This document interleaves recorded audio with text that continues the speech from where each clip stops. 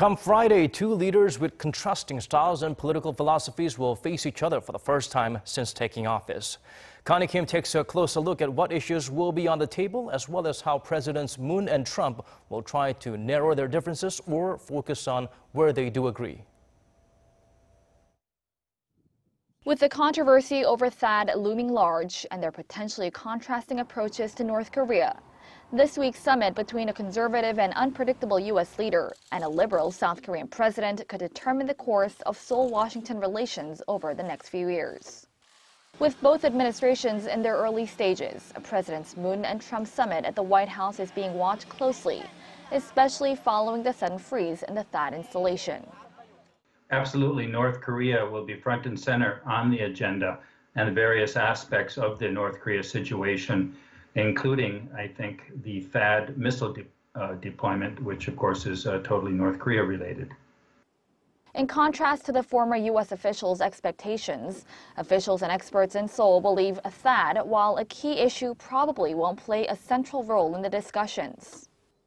Rather than they will talk about the big issues like North Korea or regional security architecture, the future of our U.S. alliance, and also they will discuss what kinds of contribution the alliance has made up to now and will make in the future. Another factor to watch closely is the coordination of the respective North Korea policies.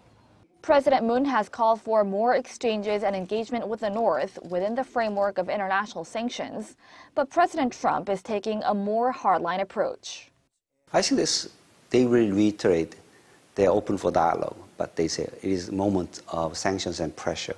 Of course, there could be some differences between the two presidents and two administrations over the conditions of opening up the dialogue.